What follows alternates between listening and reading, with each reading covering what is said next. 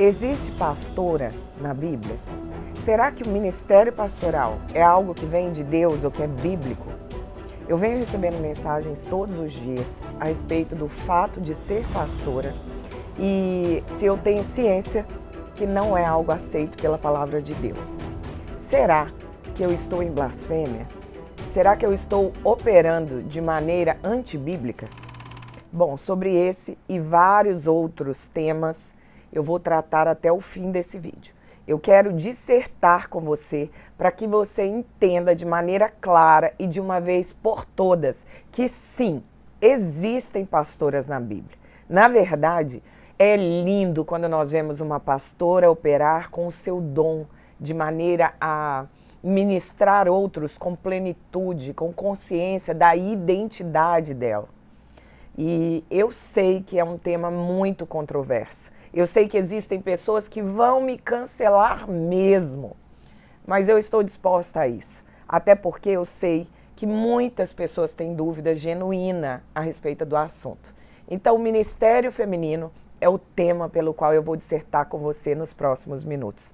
Eu te peço apenas, se você gosta e se você tem sido edificado com os meus vídeos, dá um like antes que você se esqueça, compartilhe com outras pessoas, assine o canal, porque eu estou todos os dias colocando coisas aqui que vão edificar a sua vida. Temas de grande relevância, aonde existe dúvida, aonde muitas vezes você não vai ouvir provavelmente na tua igreja aos domingos, e eu tenho certeza que vai ser muito proveitoso para você. Bom, usando referências bíblicas, tá? Eu vou revelar a minha visão sobre esse assunto. Olha só, você vai encontrar mulheres sendo usadas na Bíblia, tanto no Antigo quanto no Novo Testamento. Lá no livro de Joel, no capítulo 2, houve a promessa do derramamento do Espírito Santo, que foi o Pentecostes, certo? A Bíblia diz que o Senhor colocou assim, ó, escrito: vossos filhos e vossas filhas profetizarão. O que é profetizar, gente? Se você ler 1 Coríntios no capítulo 14, você vai entender que profetizar é pregar a luz. Se você for pensar lá em Lucas, no capítulo 8, a partir do verso 3, nós entendemos que as mulheres da Galileia, tanto Maria Madalena, Joana, Susana, e na verdade a Bíblia diz que muitas outras mulheres estavam sustentando financeiramente o ministério itinerante de Jesus, gente, pela cidade da Galileia toda. Então quer dizer que eram mais de 204 cidades, aonde Maria Madalena, Joana e Susana, junto com muitas outras mulheres, não eram passivas. Pelo contrário, elas apoiavam ativamente, de maneira material e física, o ministério de Cristo, juntamente com todos os discípulos. É interessante porque você vai ver que em Lucas, no capítulo 8, era Jesus, mais os 12 apóstolos, ou seja, 13 pessoas, e aí tem essas 3 mulheres, 16 pessoas. E a Bíblia diz mais muitas outras mulheres, vamos dizer que ao total dava aí umas 40 pessoas. Todas essas mulheres iam de cidade em cidade, sustentando o ministério de Cristo, né? Estavam ali fazendo pix e ajudando, fazendo a obra junto com Cristo, ombro a ombro. Gente, isso não é heresia. Vai lá, lê e depois me fala. E isso, gente, nós estamos falando de um tempo há mais de 2000 anos atrás, quando a mulher não tinha valor algum ou vez para nada absolutamente, tá bom? No dia do Senhor ser crucificado, no dia que ele ia para Jerusalém, até ele ressuscitar ao 3º dia, essas foram as mulheres que acompanharam Jesus.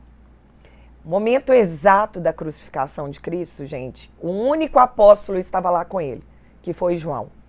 Mas essas mulheres estavam lá ao lado de Cristo. Quando Jesus foi sepultado, lá em Lucas 23, nos versículos 54 e 55, eram essas mesmas mulheres trabalhando na obra de Cristo, que estavam vendo aonde e como Jesus estava sendo sepultado. Elas estavam coordenando tudo, observando tudo.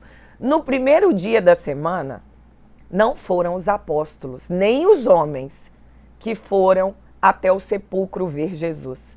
foram essas mulheres. O túmulo dele estava aberto e quando elas saíram, o túmulo estava vazio. O túmulo estava vazio. Aí um anjo perguntou para elas: o que vocês vieram fazer aqui? Por que você está procurando entre os mortos aquele que está vivo? Ele não está mais aqui. Ele ressuscitou. Ide e dizei aos discípulos e a Pedro que ele irá diante de vós na Galileia, e lá vocês vão vê-lo como vos disse. Essas mulheres foram as primeiras pregadoras das boas novas da ressurreição de Cristo.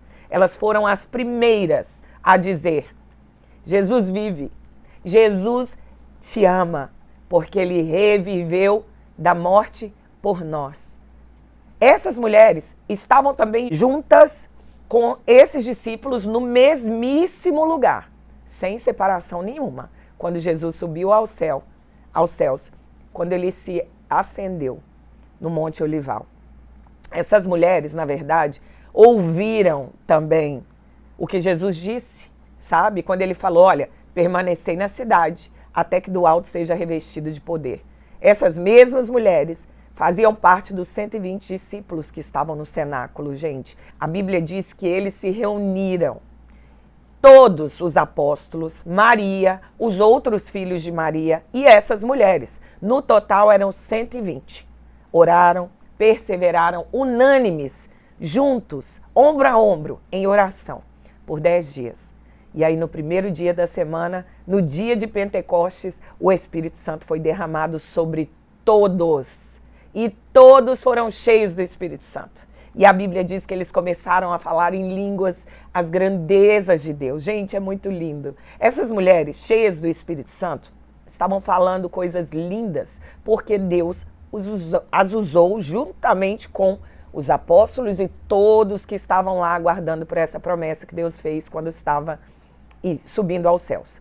Você vai encontrar também, lá em Atos, no capítulo 8, e também depois no capítulo 12, que as filhas de Filipe, diácono lá da igreja de Cesareia, gente, elas eram profetisas.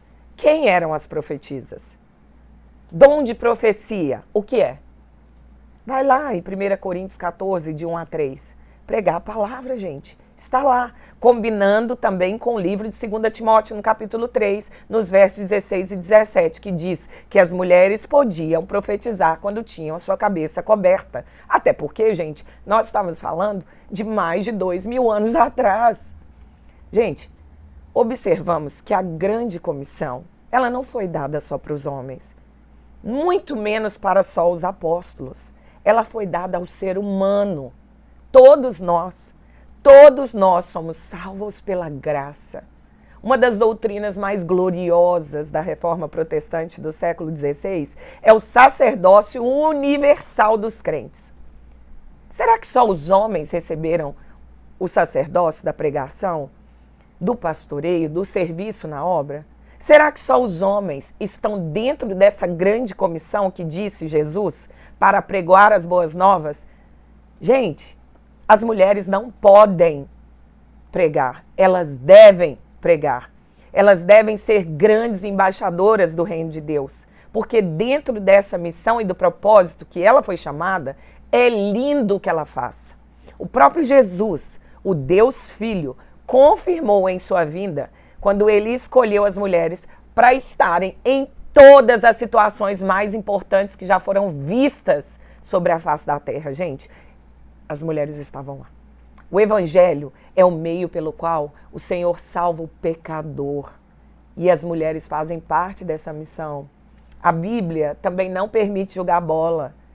Porque ela não fala sobre bola, não quer dizer que você não possa jogar bola. A Bíblia também não diz várias outras palavras, como trindade, encarnação, monoteísmo. A Bíblia fala das coisas, gente, da maneira como culturalmente, temporalmente foram colocadas. Tudo foi inserido dentro de uma cultura e nós precisamos analisar assim. Algumas pessoas dizem que não há ministério feminino pastoral porque a Bíblia é patriarcal. Bom, primeiro, vamos analisar o que é patriarcal. Quando nós pensamos assim, nós estamos falando de maneira patriarcal, assim como as feministas falam e ficam falando aí que nós estamos machistas com ideias patriarcais, ou nós estamos falando de patriarcal citando os patriarcas que são citados, falados na Bíblia. Nós precisamos entender uma coisa, que a Bíblia foi escrita dentro de uma cultura em sua essência. E o que é a essência, gente?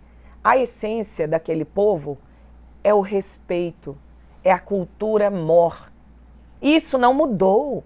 Em qualquer língua, em qualquer cultura, há de se ter respeito. Por exemplo, como é que eu respeito um católico quando eu entro dentro da igreja católica? Se eu for homem, eu retiro o chapéu. Se eu sou mulher, estou chupando chiclete, eu retiro o chiclete. Como é que eu respeito um judeu quando eu entro na sinagoga dele? Eu coloco o chapéu. Se eu for homem. Se eu for mulher, eu cubro os cabelos. Como é que eu respeito um muçulmano quando eu entro na mesquita dele? Eu tenho que tirar os meus sapatos, porque para eles representa impureza. O respeito, gente, é o mesmo, mas a forma de demonstrar ele é diferente. Então a Bíblia, ela tem os seus princípios que são eternos e valem desde Adão até hoje. Mas às vezes a matização desse princípio é local. Então você tem que entender por que Deus não deixou ter sacerdotisas no Antigo Testamento. Até porque, gente, o termo pastora veio no Novo Testamento. Nós nunca utilizamos o termo sacerdotisa no Novo Testamento. O termo pastora veio no Novo Testamento porque o Antigo Testamento, elas eram chamadas sacerdotisas. E por que não existiam sacerdotisas no Antigo Testamento entre os judeus? Porque se você pegar todas as religiões pagãs que estão em torno de Israel, isso inclusive é criticado por vários autores não bíblicos, gente que não tem nada a ver com ser evangélico ou não, como Herodoto, por exemplo, elas eram 100% dos casos prostitutas de rituais. E elas participavam de cultos pagãos. As sacerdotisas eram prostitutas cultivas. Então, gente, alguns autores não querem utilizar desse termo prostituta cultual para sacerdotisa como desculpa, dizendo que ela não era uma prostituta porque ela não recebe para se prostituir. Mas essas sacerdotisas não cobravam para o serviço delas, mas eles, os homens que andavam com elas, pagavam para o templo que elas trabalhavam. Por quê? Para a manutenção do templo. Então eram religiões pagãs que tinham sacerdotisas que trabalhavam com um culto de rituais sexuais, e quando eles iam para ter relacionamento sexual com elas, eles pagavam para o templo uma quantia determinada. Olha só, gente, você talvez pode dizer, elas não eram prostitutas, mas elas eram também justamente porque elas eram pegas dentro do seu lar, meninas, e ficavam no templo aguardando para que os homens viessem, transassem com elas, sem elas terem qualquer tipo de opinião própria, e aqueles homens pagando para o templo, para a manutenção do templo, eles literalmente as tratavam como lixo, a escória, como se elas fossem ali somente como um instrumento daquele ritual satânico, tá bom? E isso aconteceu muito tempo, inclusive no templo de Afrodite, tá certo? Que é um assunto para um outro vídeo aqui. Então, gente, como as sacerdotisas naquele tempo eram sempre desse estilo de prostituição, de cultos sexuais, Deus jamais admitiu ter sacerdotisas dentro de Israel. Porque senão, gente, ele ia correr o risco de Israel se prostituir com as suas mulheres também, de se contaminar. Então, assim, gente, para aquele contexto, tinha coisas que Deus deixava Israel ter, outras não. Por exemplo, o sacrifício de animais era algo que os pagãos faziam.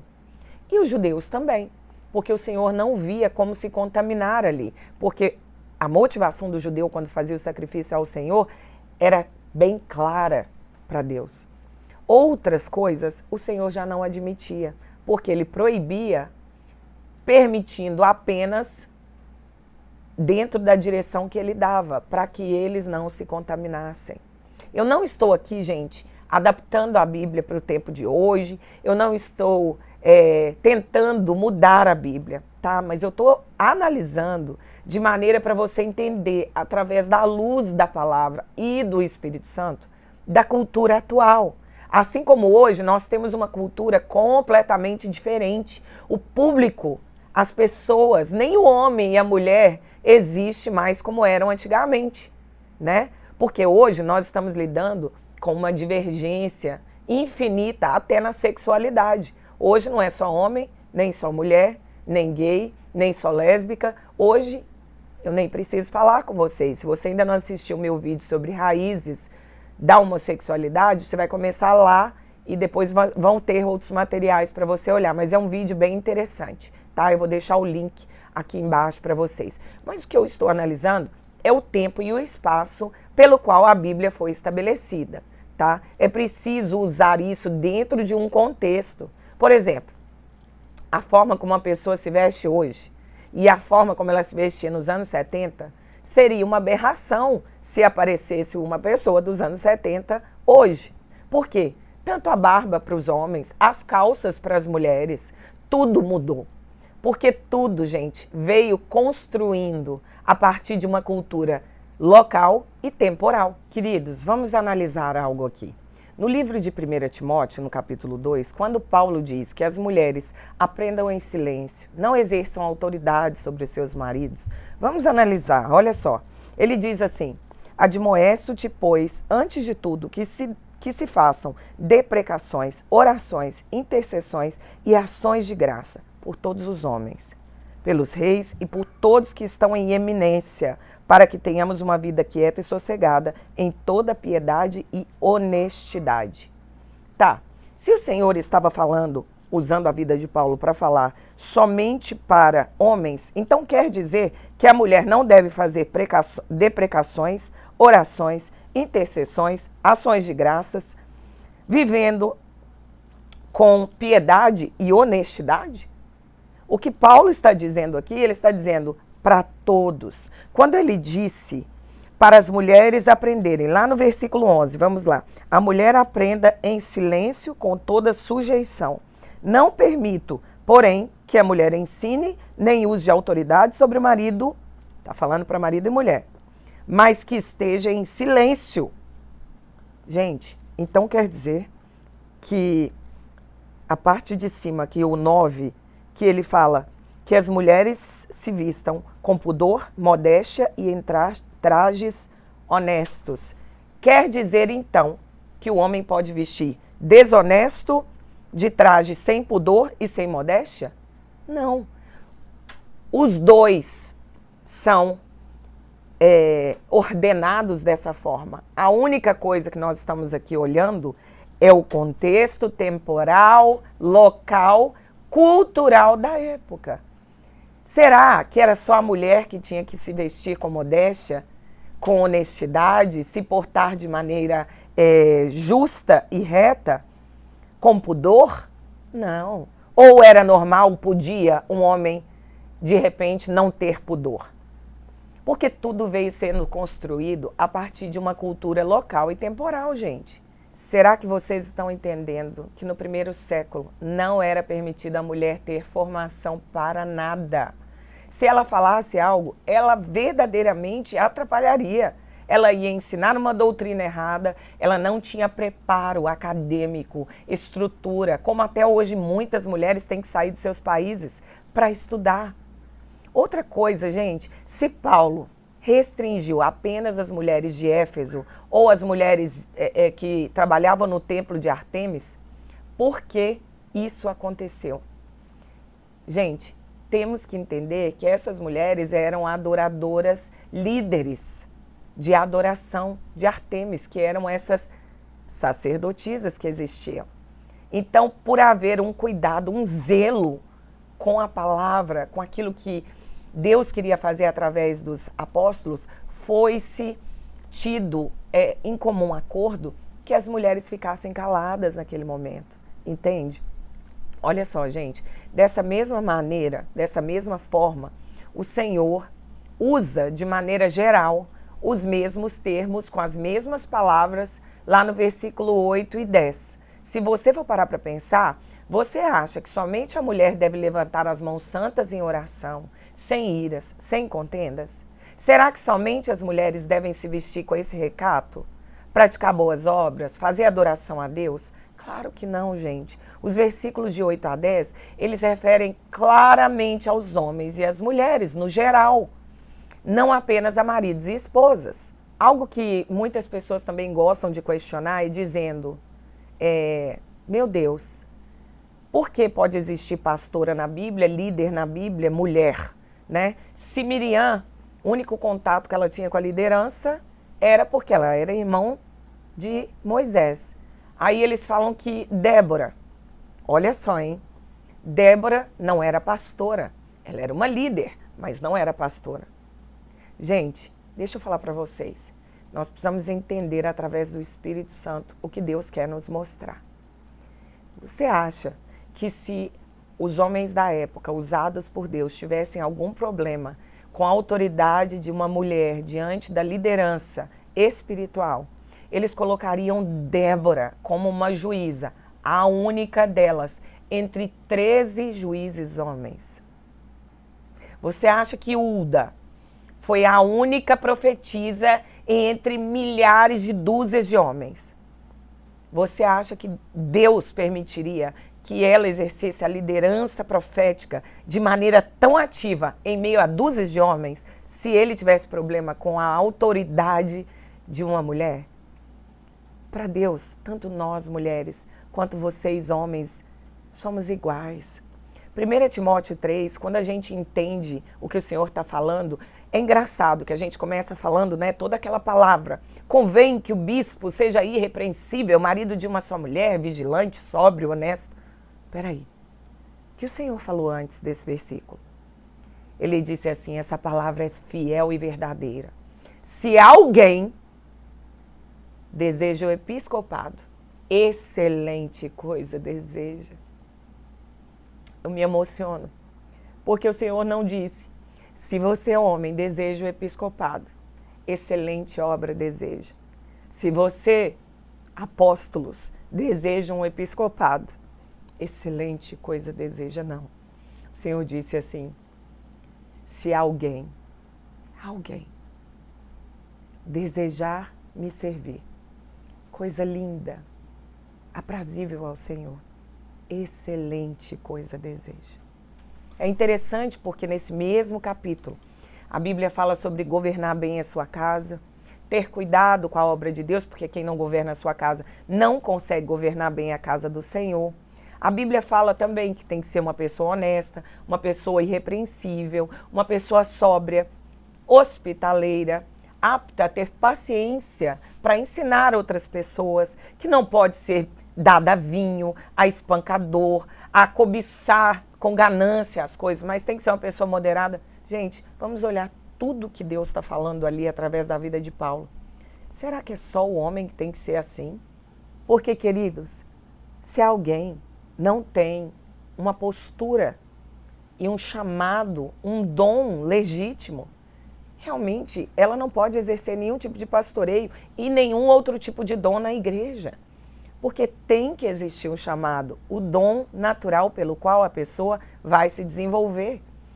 Olha só, quando nós chamamos pessoas neófitas, pessoas que não têm o dom, seja ela homem ou mulher, ela vai se ensoberbecer, ela vai ser alguém que vai ser condenado pelo diabo, porque ela não vai ter a estrutura, a formação que ela precisa para exercer o ministério. Convém que seja uma pessoa de bom testemunho, uma pessoa que não caia na afronta do diabo, no laço dele. Dessa mesma sorte, nós olhamos não só para pastores, para diáconos, para presbíteros, para apóstolos, para bispos, para mestres e por aí vai, gente. Que nós possamos exercer o ministério sem torpeza, sem coisas estranhas. Porque lá no final, no versículo 9, ele diz lá no 1 Timóteo 3 ainda, que eu estou falando com você, ele diz, guardando o mistério da fé numa consciência pura. Sabe o que é isso que ele está falando? Mistério da fé. Muitas coisas não são de palavras completamente claras na Bíblia, mas nós vamos analisando. Para isso ele disse, eu enviarei o meu Espírito e eu farei com que a ti seja revelado as minhas verdades.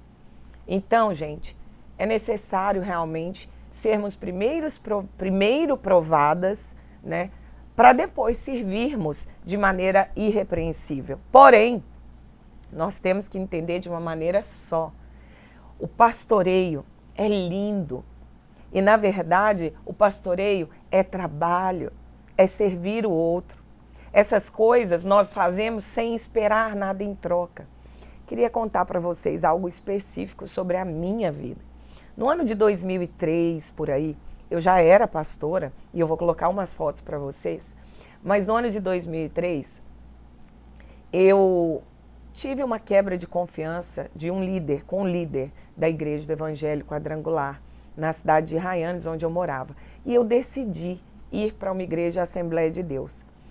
E quando eu cheguei lá, eu olhei para um lado, para o outro, não conhecia muitas pessoas, e uma mulher veio para mim e disse assim, você não é pastora da Igreja Quadrangular? Eu disse sim. Ela disse, você não sabe que aqui na Assembleia de Deus não existe pastoras? Na época não existia mesmo. Hoje já existem, graças a Deus por isso. Mas quando essa pessoa me disse isso, eu olhei e eu tomei um susto. É natural você tomar um susto. Mas veja bem, eu não tomei um susto porque eu ia deixar de ser pastora. Até porque a minha decisão foi permanecer ali. Porque o título para mim, e nada, era a mesma coisa. O que eu queria era exercer o meu papel. Porém, eu achei muito estranho. Eu disse, poxa, se uma pessoa, tanto quanto um homem, é chamado para exercer a obra, por que a igreja não permite? E é muito interessante. Eu exerci um papel ali como missionária, ao lado de várias pessoas, inclusive, uma delas eu tenho um grande carinho, lembro com muito amor, chama Osmira. Um beijo para você onde você esteja. Mas eu falo para vocês que isso tocou o meu coração, a ponto de sempre orar por isso. Senhor, faça como te convém, e não como convém a homens, e não como convém para pessoas que estão mudando a sua palavra como os convém. Que seja a sua conveniência, Senhor, na casa de Deus. E olha, quantas pastoras hoje existem nas Assembleias de Deus, né? Fiquei tantos anos lá, amo o pessoal da Assembleia de Deus e tenho muita alegria de ter feito parte desse ministério em Raianes. Ok, vamos lá. Sem dúvida alguma, queridos, é um mistério de piedade, porque Deus se manifesta em carne e Ele é justificado no Espírito. E Ele foi visto, pregado aos gentios, e Ele foi recebido na glória. Se você acha que Paulo disse tudo o que ele disse contra o ministério pastoral feminino, então será porque existe esse seguinte contraste. Olha só o que Paulo faz, gente. Lá em Filipenses, no capítulo 4, ele diz assim, eu apoio a liderança de Evódia e Sintique, porque elas são colegas de trabalho minhas. Assim como eu também apoio, lá em Atos 3, no versículo 16, ele diz, assim como eu também apoio de Lídia. Porque, gente, se todas as mulheres estavam restringidas, por que ele apoiava só o dessas três? Se Paulo e Lucas tivessem dúvidas sobre mulheres ensinar em qualquer circunstância e em todos os assuntos, certamente ele teria dito isso lá em Tito, no capítulo 3. Gente, a questão da mulher pregar ou ensinar não é específica para o gênero em si. Até porque, gente, ele via essas mulheres como colaboradoras da obra dele lá em Filipos. Se você for parar para pensar, é importante não interpretar o mau contexto social que os primeiros ensinamentos dos cristãos passaram. Olha só, gente, contraste com isso, os discípulos de Jesus ficaram muito surpresos quando viu Jesus falar com uma mulher samaritana, vocês lembram? Mas ao contrário deles, Paulo, Silas, Timóteo e Lucas encorajaram a participação da liderança das mulheres em Filipos e falou com elas em público, porque Paulo pressupõe e apoia a liderança de Evódia e Sintique como suas colegas de trabalho. Lá em Filipenses capítulo 4, é assim que ele vê. Se todas as mulheres fossem restringidas ou são restringidas, por que ele apoiou Lídia? Foi tão interessante, gente, que ele foi até para a casa dela ensinar em várias circunstâncias. E a verdade é que o ensino, a palavra, a pregação, não é um problema específico do gênero em si. Você pode ver isso lá em Romanos 16, em Filipenses 4. Todas essas mulheres eram colaboradoras lá na cidade de Filipos. E eu falo para vocês que nenhuma carta paulina anterior à que vocês estão falando para poder condenar o ministério pastoral tratou da questão das mulheres em relação aos homens. Jamais. É importante, gente, a gente não interpretar esse mau contexto social que os primeiros ensinamentos cristãos falaram. Na época, a mulher realmente não tinha estrutura, não tinha formação alguma para ensinar nada. Os discípulos de Jesus, vamos lá, eles ficaram surpresos, porque Jesus tinha falado com uma mulher samaritana, lá em João, no capítulo 4, versículo 27. Ao contrário do que os discípulos fizeram, gente, que ficaram espantados só porque Jesus conversou com uma mulher samaritana, lá em João, no capítulo 4, 27. Paulo, Silas, Timóteo, Lucas, eles não só aceitaram as mulheres, como eles encorajaram essas mulheres. Essas que eu estou falando com vocês. Inclusive, ele dá total apoio à liderança dessas mulheres na cidade de Filipos e falou com elas em público, tá? E eles ficaram na casa de uma delas, que foi Lídia, e ele escolheu essas mulheres, que foi a Evódia, que eu falei para vocês, Sintique, e consideravam lá em Filipenses 4, você vai começar a ler, que elas eram realmente colegas de trabalho.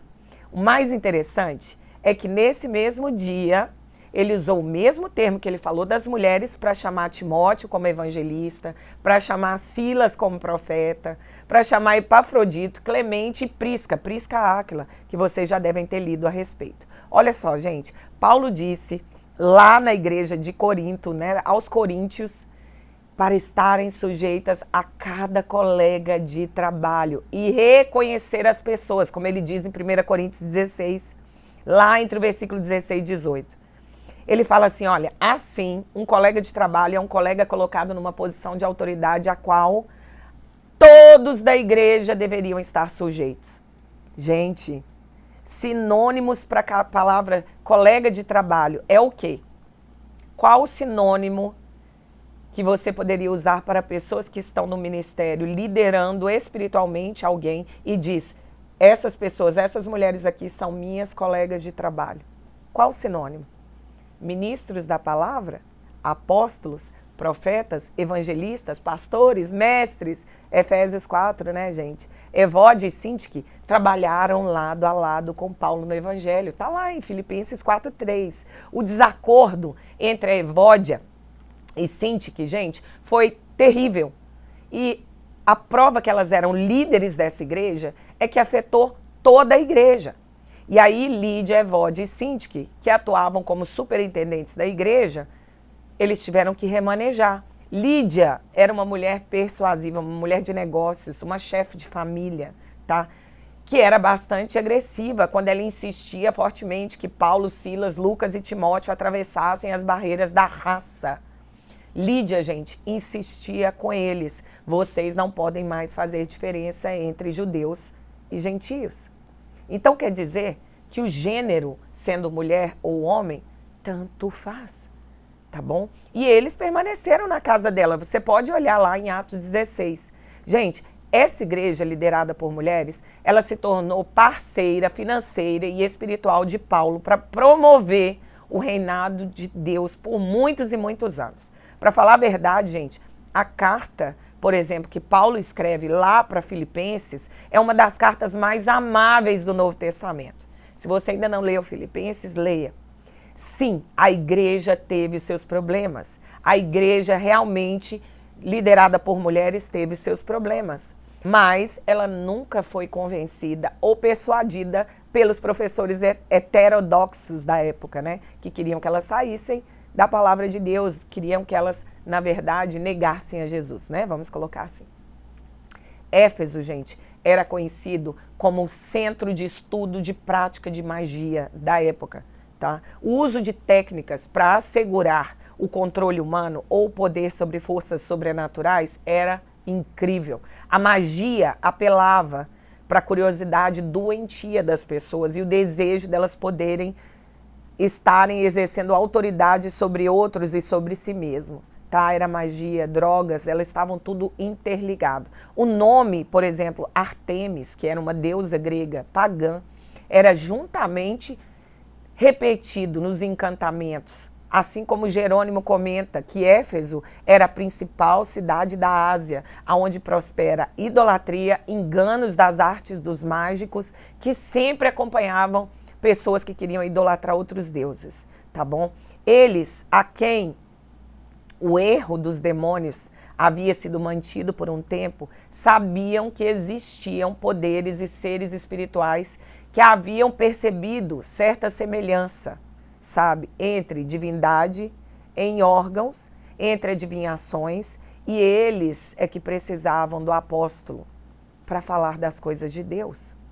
Eu queria que você entendesse que quando as mulheres celebravam esses festivais lá, elas podiam passar noites inteiras nas colinas, nuas, dançando, porque elas estimulavam o êxtase numa intoxicação. Entende? Porque eles estavam ali alcoolizados, principalmente, né, possuídos, porque existia muito misticismo. Mas alguns cristãos em Éfeso já também haviam participado dessas práticas de magia. É até interessante, se você quiser, né, pode ler lá em Atos 19, de 13 a 19, no livro também, na primeira carta que Paulo escreveu para Timóteo, no capítulo 5. Tá? Por isso, as ordens de Paulo para as mulheres de Éfeso eram: aprendam em silêncio, mas não mostrem que vocês exercem qualquer autoridade sobre o homem. Por quê? Porque elas precisavam ser reeducadas, gente, para resistir a esses enganos que reinavam em Éfeso. Elas tinham que aprender silêncio porque os antigos consideravam que essa era a melhor maneira de aprender. Como resumiu Simão, o filho do professor de Paulo, que é o filho do rabino Gamaliel.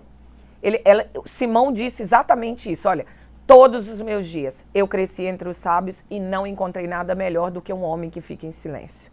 E não é a exposição da lei que é a coisa principal, mas é a sua execução. É aquele que multiplica palavras e acaba caindo em pecado. O silêncio, gente, ele tinha conotações positivas entre os gregos e os judeus, mas principalmente entre os judeus antigos, porque no Antigo Testamento ele sempre dá conotações positivas para aqueles que estão em silêncio. Inclusive, é muito interessante, ele diz que aqueles que têm conhecimento usam palavras com moderação, porque até os tolos são considerados sábios se permanecerem calados e discernidores se refrearem a sua língua. Isso fala lá em Provérbios 17, né? Vale a pena ler. Então, mulheres e homens em Éfeso, gente, eles queriam ser mestres da lei, mas eles não entendiam nem o que dizem, nem o que afirmam, como fala em 1 Timóteo 1. Eles não tinham percepção de verdades espirituais, gente, baseados em cuidados, pensamentos, em coisas sólidas da palavra de Deus. Consequentemente, a forma autoritária que essas pessoas iam comunicar não ia surtir autoridade alguma. Ou eles não iam falar de coisas que são precisas, que são corretas. Então, esses professores não incluíam mulheres judias. Entende como elas eram nécias? Elas não sabiam, elas não tinham formação e conhecimento, maturidade, experiência. Então, ensinar com autoridade, gente, era uma oportunidade incomum, era uma coisa assim, que elas desejavam demais. Mas é claro que as mulheres judias podiam ser ensinadas e ensinar as escrituras, como fez Lloyd, como fez Eunice, que ensinaram com autoridade a Timóteo, que foi um grande pastor no Antigo Testamento. Mas, gente, quer dizer, como elas ensinaram e pregaram também para Timóteo. No entanto, gente, as mulheres judias, ao contrário dos homens judeus, elas não eram obrigadas a estudar a lei rabínica. Elas não tinham obrigação de conhecer nada do Antigo Testamento. Elas não tinham nem que receber mérito nenhum pelo estudo da lei. Então, nem eram obrigadas a fazer isso, a serem ensinadas.